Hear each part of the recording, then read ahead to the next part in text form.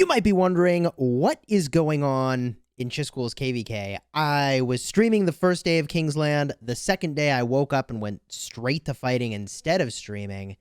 So today I've got Negan with me to talk through everything that went down. Ooh, and there's a lot to talk about.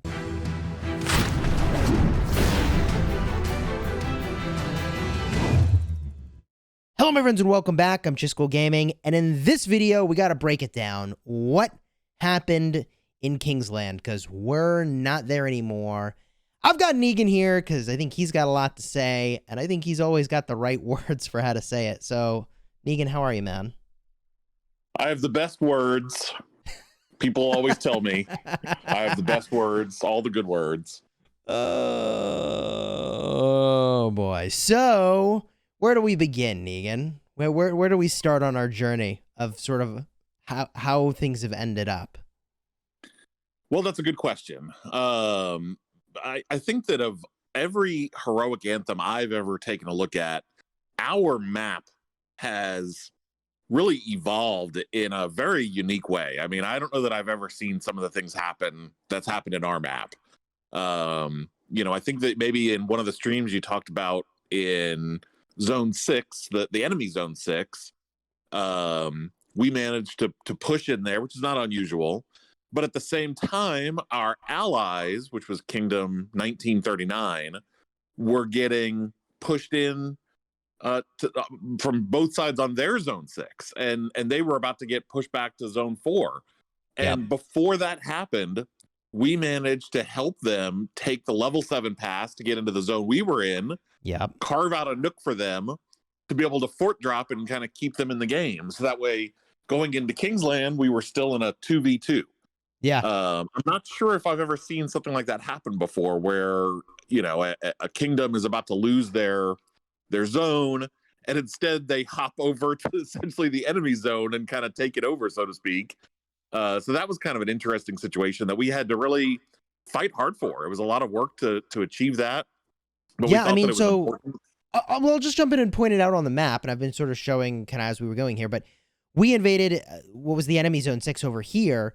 And we have a lot of territory now, but at the time, we just had this tiny little foothold kind of right over here. And with that tiny foothold, we marched at least 500 plus marches all the way over to the pass that was being held by the enemy kingdom at the time.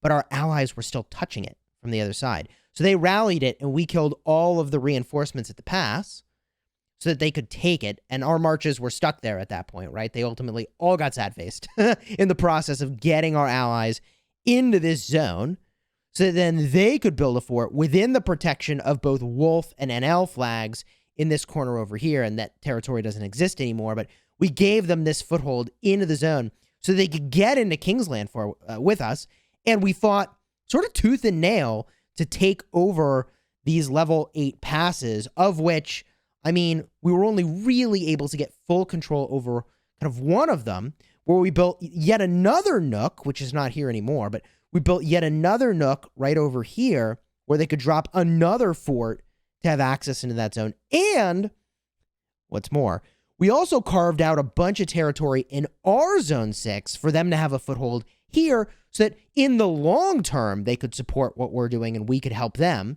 And that also they could have a way into Kingsland from our zone as well, right? Right.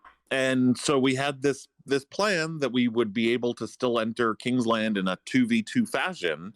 And at least at first, that is the way that things went. Unfortunately, at a certain point, I guess, I mean, how long were we into that, Chiz? A day? About a day? Not even. Maybe under 24 hours of battling in Kingsland. So to show kind of where they had entered, our allies entered down here, but it didn't work. And ultimately, we made a little error as well in our entry over here, so that we should have just built a ton of flags out this way from MR. But anyways, and then up top over here, they had 2 passes. I mean, our allies had 2 passes, and they also had this one fort that they really needed to like babysit and keep burning of the enemy that was still here, that we had only just gotten to like the night, not even the night before, right? It was just hours, some number of hours before Kingsland, so that 2K couldn't take over these passes, which ultimately they kind of ended up doing in the way that you see here. So our allies push into here from these passes primarily. The point, though, is that at this 20-hour mark or whatever it may be under a day, we were roughly 50-50 in Kingsland.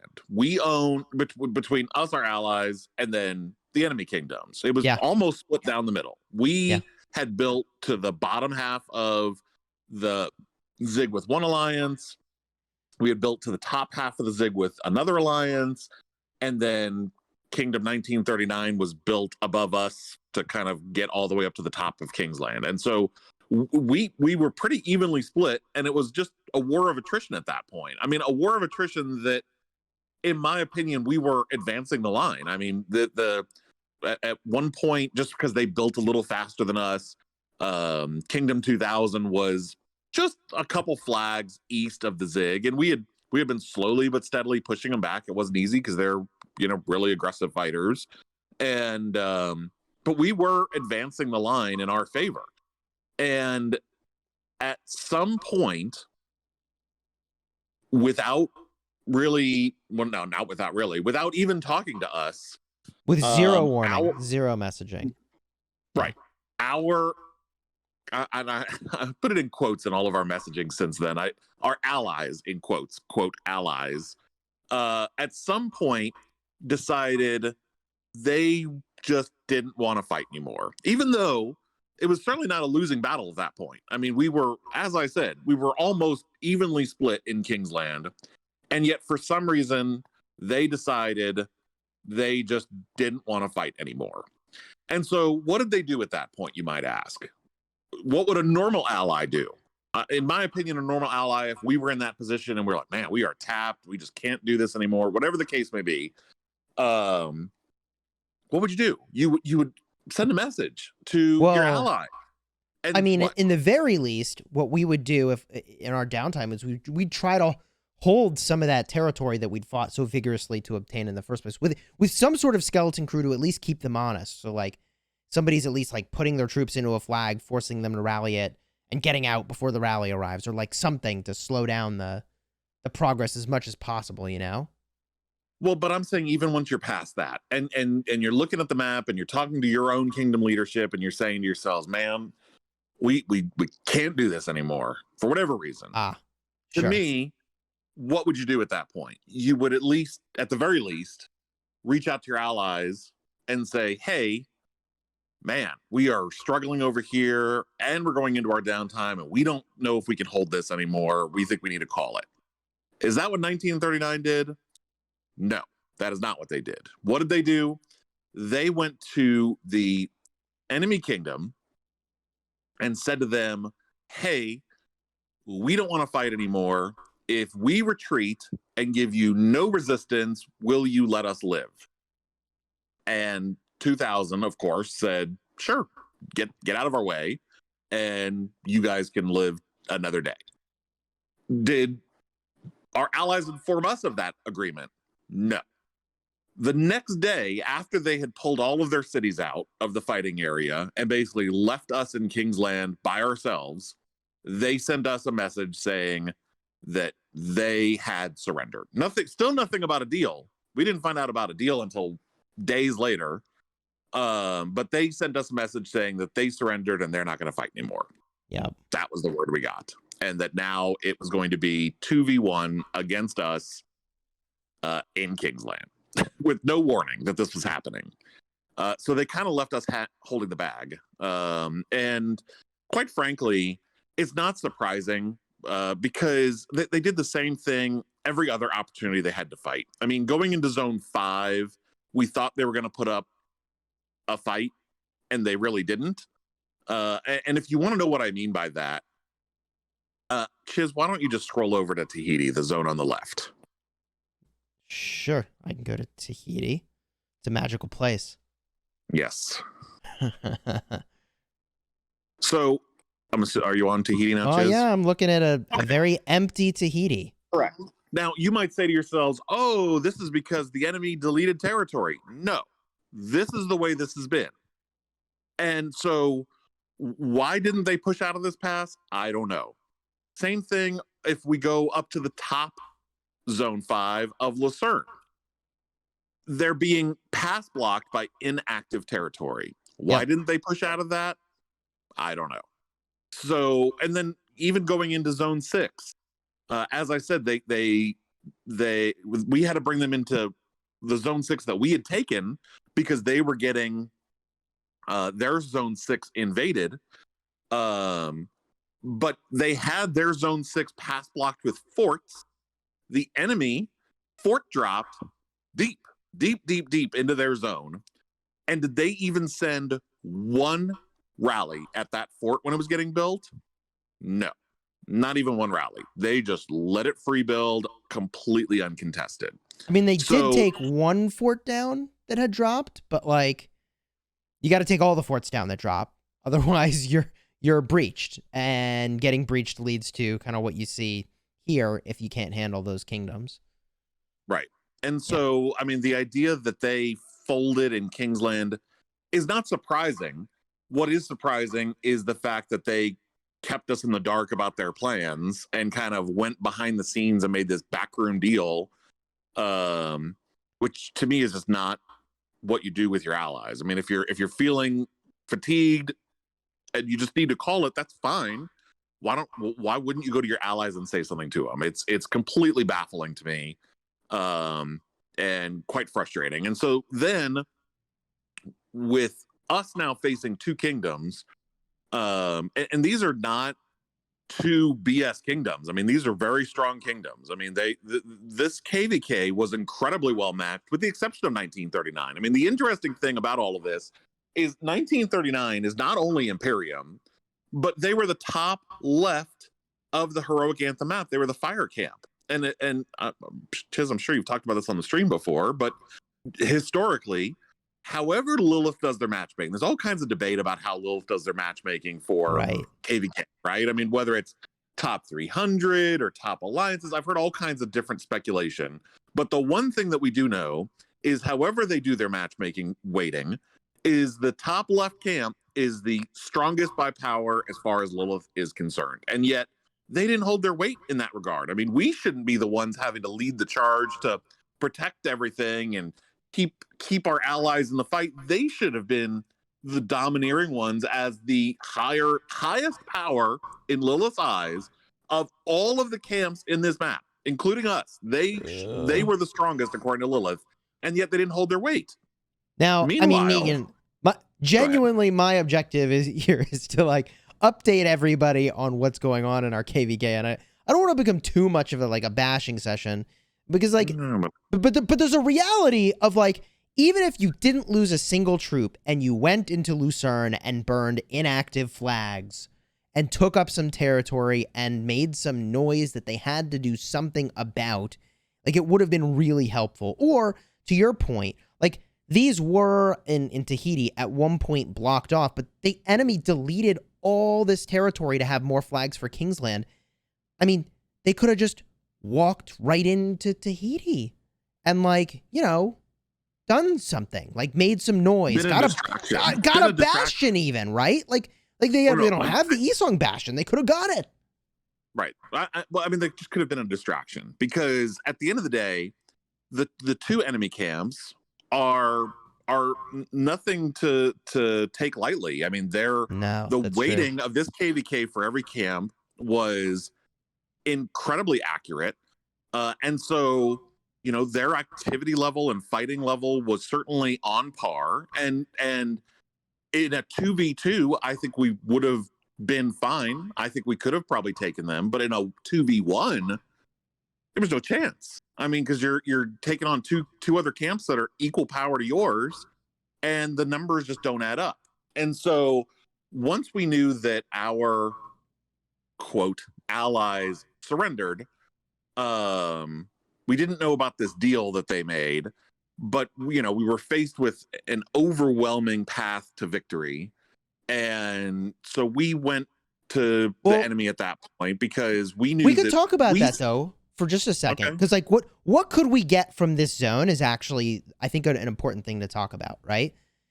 So at that point, we fell back to our zone 6, and we were vigorously defending the passes, so much so I actually had my city rallied 3 times, which is going to make it into a video pretty soon. And in one of those rallies, I was losing, I did the math. It was 11,000 power per second, which is a 6 million power per minute. Wow. Which, yeah, the rally, I mean, it's and that is with Theo and YSS on my wall with a talent build designed to counter the XY Chandra rally they had on my city with some of the best gear you could have. I mean, and they were still putting troops in my hospital at a pace of 6 million power per minute during that rally. Okay, so anyways, so we're vigorously defending the pass and, you know, took sort of the other pass and tried to figure out, we took this pass over here, right? So we're vigorously defending this territory that we have, and trying to figure out what can we get. Meanwhile, we still own the zone 5s that both were zone 5s that we took. Both zone 5s, Ceylon and what is it, San Pedro, and we had them pass block their zone 4s to where we're poised, if things kept going, to be able to enter their starting zone, their zone 4. We're already set up to do it. Whereas if they wanted to try to do the same to us, they would have to push through a enormous amount of territory to even get to our zone 4. So we felt that we were poised to be able to keep fighting if we really wanted to. We felt like we were in a decent position to be able to mount, you know, both a defensive posture to keep them out and potentially an offensive posture, maybe not to capture the Zig, but at least to maybe capture one of their RCFs. Yeah. And so because we felt like we were still in a strong position, maybe not a winning position at that point, but a strong position, you know, we approached the enemy kingdoms to see if they were interested in kind of working out a deal, because even if we could succeed at doing a push, there wasn't a lot to be gained at that point, especially fighting 2v1. It was going to be a tough ask, and what could we really hope to gain? And there was hours and hours of discussion internally of what made sense. So we approached the enemy kingdoms. They were very friendly, very easy to work with. I'll give them absolute credit for that. We've certainly had diplomatic talks even with our own allies in the past that have not gone as smoothly as this. And you know, we came to a splitting of the rewards between the enemy and us that we felt like both made sense for all parties. The one thing that we all agreed on was that 939 was not getting any of them because they did not deserve it because of how they conducted themselves this KVK. So they are excluded from any of the rewards that will be distributed among the other 3 camps. But it means that our KVK is over at this point. You know, we are in a ceasefire with the enemy. We've already negotiated a reasonable split of rewards with them. And, you know, the only thing left is for, you know, them and us to build to the appropriate structures to finish the end capture. But you know, what it also means is, you know, now we've got the final 2 weeks of KVK where we can continue to push honor, because there is a pretty aggressive honor race here, both for the coalition and individual. That's right. And with these nice juicy nodes that Lilith has given us, it means that we've got 2 extra weeks of really nice farming before we leave KVK. And then, you know, with the frequency of the KVK pops, once we're out of KVK, it means that we will most likely be signing up for another KVK in as little as 6 weeks after we leave this one. So that's not a lot of time either. And that was part of our math that we really had to dive into was, you know, let's say that we fought tooth and nail and sacrificed every troop the kingdom could sacrifice to get a reward that, quite frankly, we ended up getting anyway as part of a negotiation. But let's say we decide to fight for it instead. Yep. and we burn through every resource the kingdom has and every troop the kingdom can afford to lose. And we finish this KVK, win or lose, whatever the case may be. And now we're staring at a 6-week turnaround to rebuild resources and speed ups and everything that you need to get ready for another KVK. It just felt like a very quick turnaround to burn everything to the ground for not much extra to be gained. So yeah, but we were looking at it like, although we are still Imperium and we really want to leave Imperium, like, I mean, the option of fighting also, I think, would have been fun. But I think, to your point, the idea that you go all in on that, you kind of reserve for an opponent you really dislike, which I think we would say is not at all the case with these kingdoms. It's not even an opponent I don't even know that it's an opponent you dislike. It's a KVK where you have an ally that's working with you. Right? I mean, like, that's, I think, like, if 939 was still, you know, involved and wanting to fight, we'd still be fighting today, because I think you're probably right on that. If they didn't just completely roll over and say, we surrender, we're out, like, they could have done so much to assist through Zone 5. It would have been massive. I mean, it would have been very significant for our camps to be able to get something accomplished. But, like, fully on our own, that was a more steep proposition.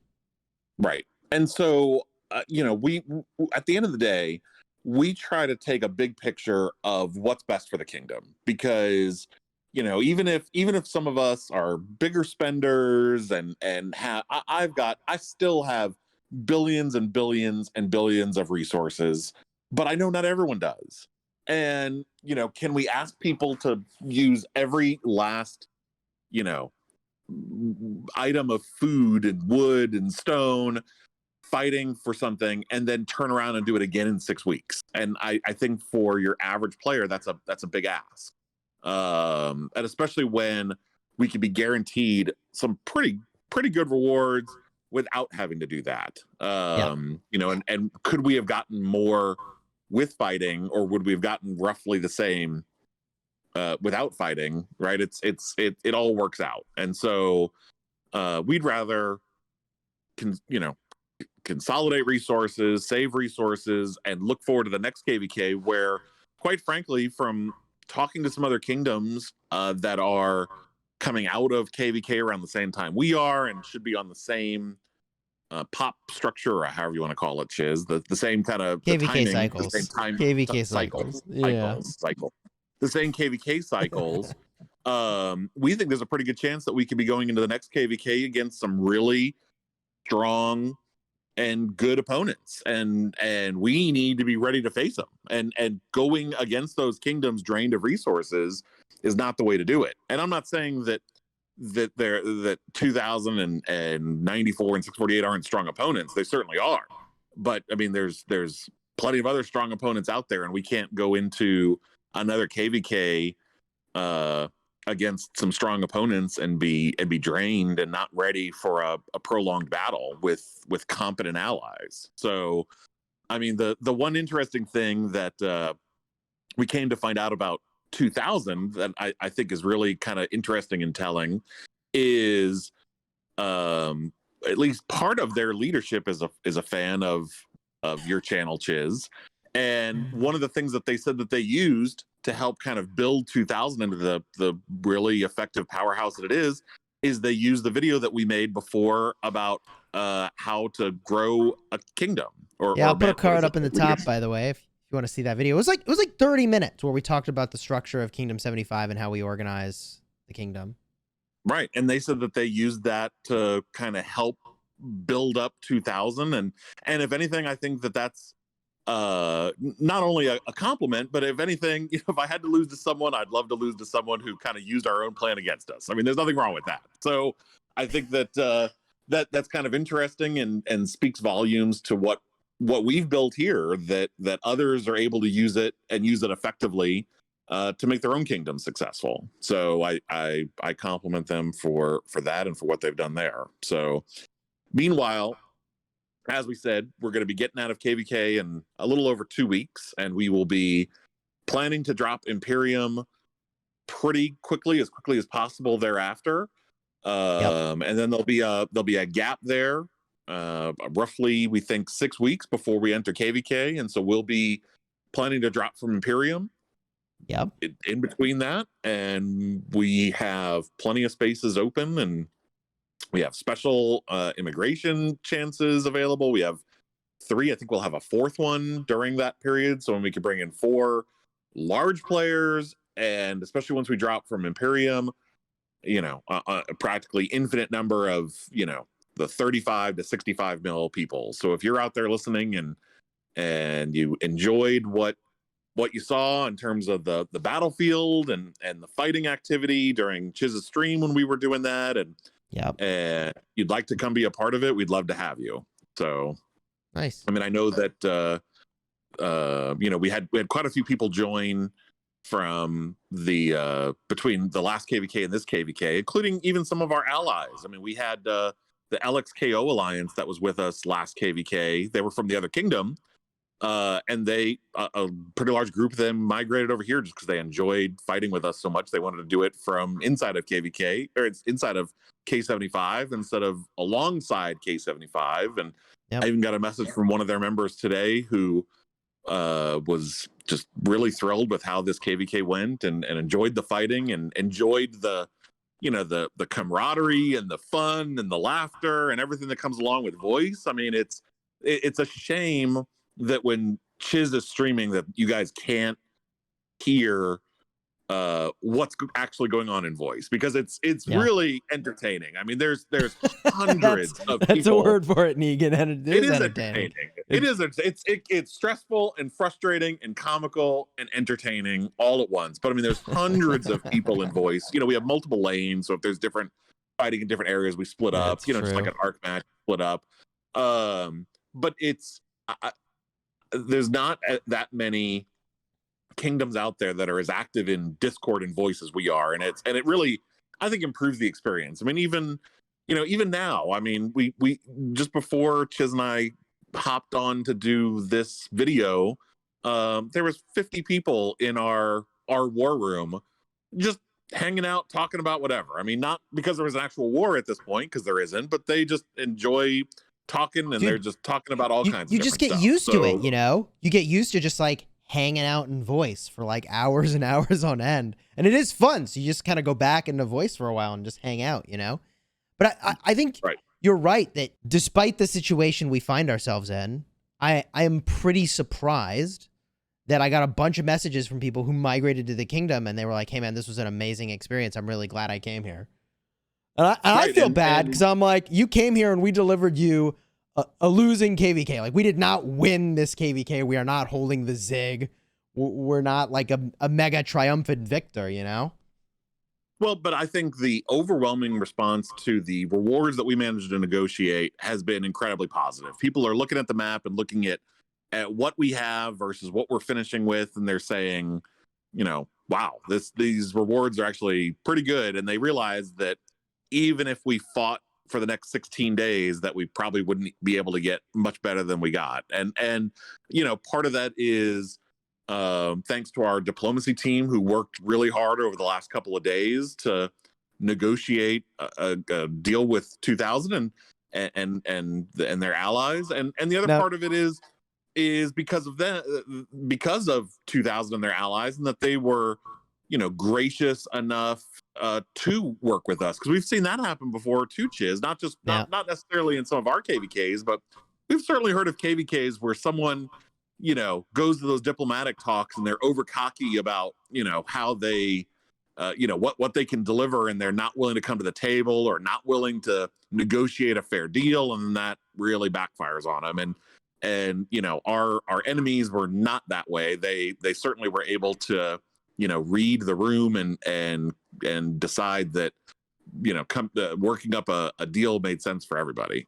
So yeah, I think it's true. I mean, the only way we could have really got more rewards is if we thought we could go in and get the Zig. And I think the reality of Kingsland, and especially in this KVK, which was so weird for us, by the way, we've never, I feel like, in a KVK felt like we couldn't muster a way to consistently, for the majority of the time, have the field. And when we were battling against Watercamp, I mean, you saw it in my one video. They had just, I don't know how they have that many marches on the field at the same time, but it's just a truly astonishing and overwhelming amount of marches and presence that made us garrisoning the majority of the time rather than rallying. And then when we would, gather the field to go clear, like we'd be on offense in those places, but it was like majority of the time in more of a defensive posture. And I mention that because in a defensive war, territory is so important. And so it was very problematic in our Kingsland fight when we lost kind of all of that territory that our allies were holding because it was no longer defended, and we couldn't go defend it either. And that left us very pinched. So I mention that because I don't know that we, even if we were successful in somehow stopping both of those kingdoms with more land available to us in Sakaka to work with, I don't know that we could have done that against both of those kingdoms here and gone into a zone 4 starting zone to take an RCF and somehow with no territory fought our way back in to get the ziggurat. Like, I don't know that there's really a path to have gotten like more rewards than what the diplomacy team, and I Negan, you're on that team and you really run that team, so there's a little bit of a self high five there, which you earned and deserved for helping make all of that come to fruition. But like you said, the territory makes all the difference, especially in Kingsland. And yeah, and the important thing is, if you're gonna go to the enemy and start negotiating, and this is any KVK, I'm not just talking about our KVK. It all depends on what position you're negotiating from, right? I mean, that's anything in this world. Where your positioning is determines how the negotiating goes, right? And if 939 would have come to us and said, hey guys, we are tapped, we can't do this anymore, then at that point, if we would have evaluated the map and said, man, we're half and half. At that point, we were half and half in Kingsland. And if we looked at the map and said, man, we can't do this by ourselves, if we could have then had the opportunity to go to the enemy at that point and said, hey, what do you think about making a deal? When we're half and half in Kingsland, mind you, then we come from a much stronger position of power to be able to dictate terms.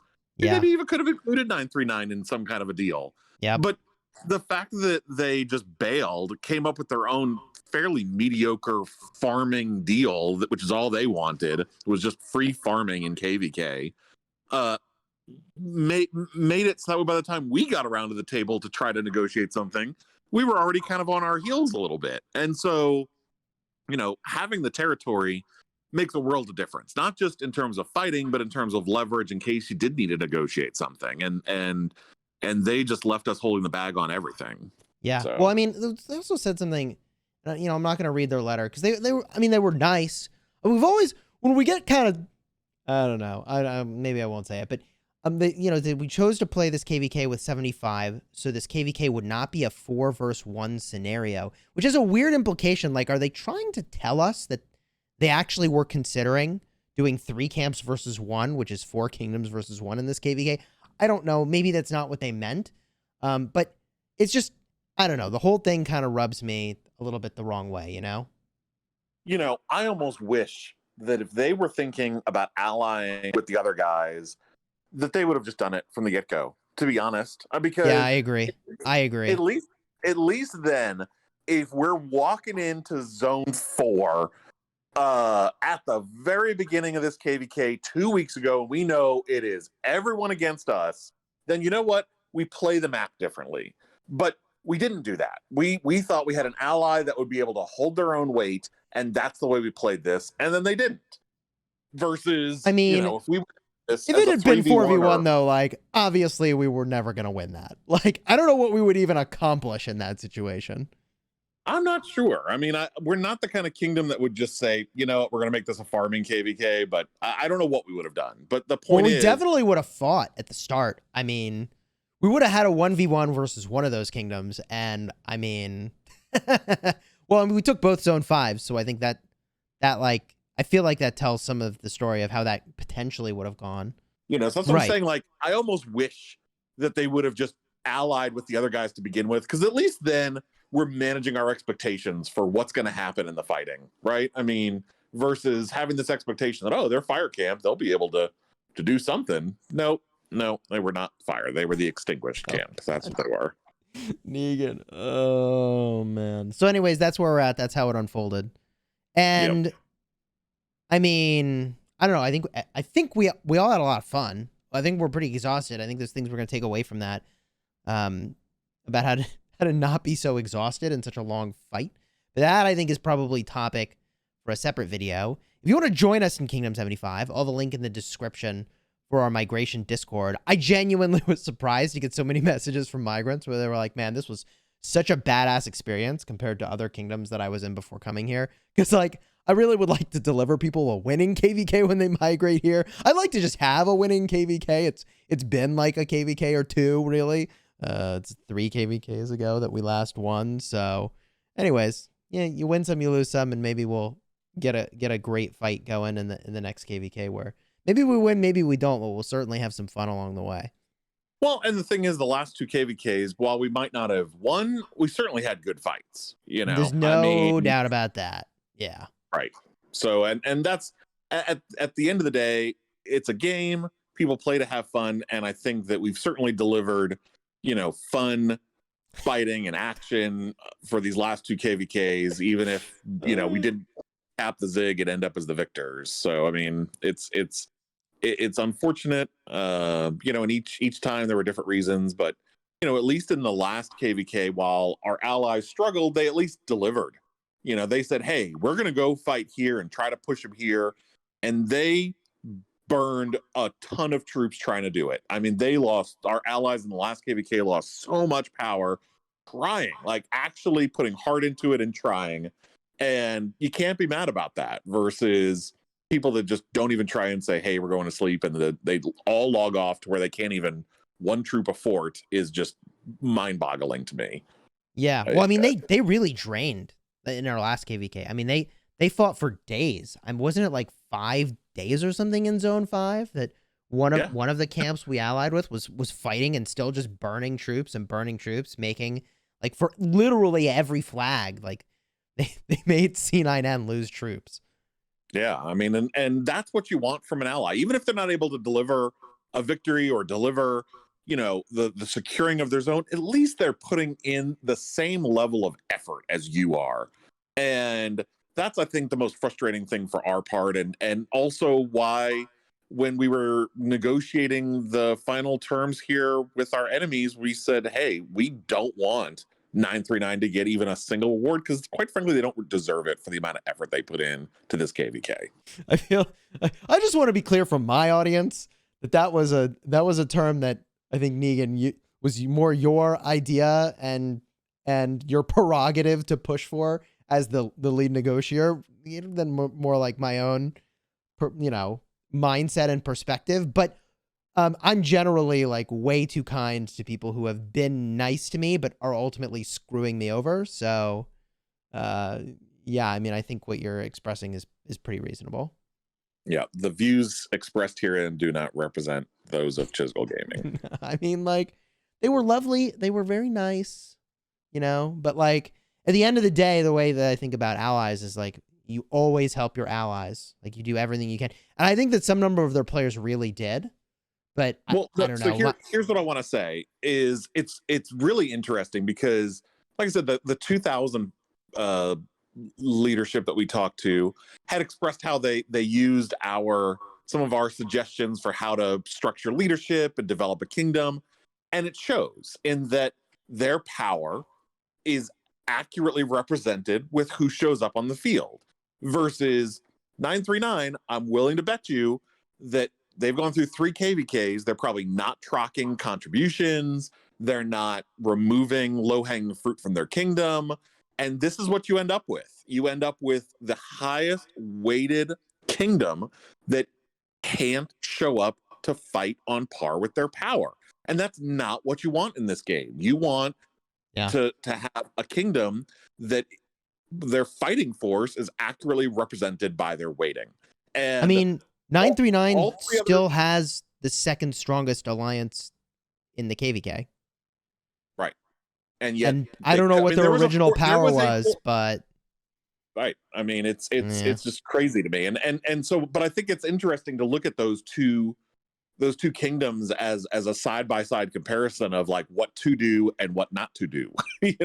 To create a kingdom that is accurately weighted and ranked and capable of actually putting up to match their power rankings. Yeah. I mean, we did really, I think, try to elevate them. I mean, I know like one of our players, Skittle, spent like 20 minutes or so, maybe longer, like working through one of their, 939 rally leads, like gear and talent choices and like the whole 9 yards. And I think it really kind of elevated that one player. But like, I think, we were really trying to like help them get into Kingsland with us and to like keep them in the fight as long as possible to like, win the thing. But here we are. Yeah, exactly. So yeah, cool, man.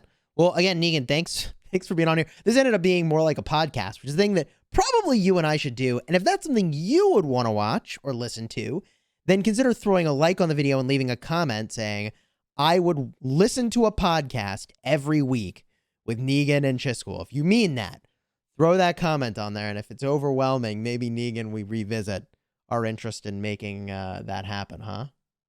All right. Sounds fair. They just want to hear your voice, to be honest. All right. Sure. Let's head out. Throw a like on here if you enjoyed the video. Consider subscribing. And until next time, you have fun smashing the kingdom. And truly, like, congratulations to the kingdoms in this KVK. Like, it was a hell of a KVK.